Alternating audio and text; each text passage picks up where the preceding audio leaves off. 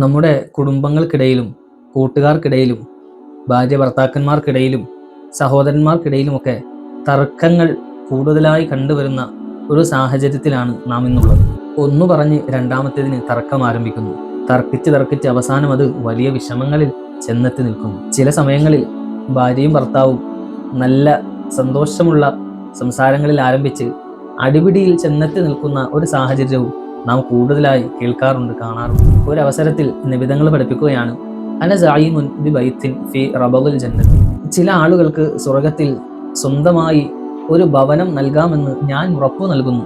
നബിതങ്ങൾ ഉറപ്പു കൊടുക്കുകയാണ്. ആ ചില ആളുകൾ ആരാണെന്നല്ലേ? ലിമൻ തറക്കൽ മിറാഅ വ ഇൻ കാന മുഹിഖൻ. തന്റെ ഭാഗത്താണ് ശരി, ന്യായം എന്റെ ഭാഗത്താണ് എന്നറിഞ്ഞിട്ട് പോലും അവിടെ ഒരു തർക്കത്തിന് മുതിരാതെ അവിടെ നിന്നും ഒഴിഞ്ഞു മാറുന്ന ചില ആളുകൾ. അവർക്ക് സ്വർഗത്തിൽ സ്വന്തമായി ഒരു ഭവനം കൊടുക്കാമെന്ന് മുത്തനബിതങ്ങൾ ഈ ദുനിയാവിൽ തന്നെ വാക്ക് കൊടുത്തിരിക്കുന്നു. തർക്കങ്ങളിൽ ജയിക്കുന്നവനല്ല, മറിച്ച് തന്റെ ഭാഗത്താണ് ശരി, ന്യായം എന്നറിഞ്ഞിട്ടും അതിൽ നിന്ന് സ്വമേധയാ പിന്മാറുന്നവനാണ് യഥാർത്ഥ മഹത്വമുള്ളവനും വിജയിക്കുന്നവനും. മറ്റൊരവസരത്തിൽ സ്വഹാബത്തിനോട് നബിതങ്ങൾ ചോദിക്കുന്നുണ്ട്, നിസ്കാരത്തെക്കാളും നോമ്പിനെക്കാളും സ്വതക്കയെക്കാളും മഹത്വമുള്ള ഒരു പ്രവൃത്തി ഞാൻ നിങ്ങൾക്ക് പറഞ്ഞു തരട്ടെയോ?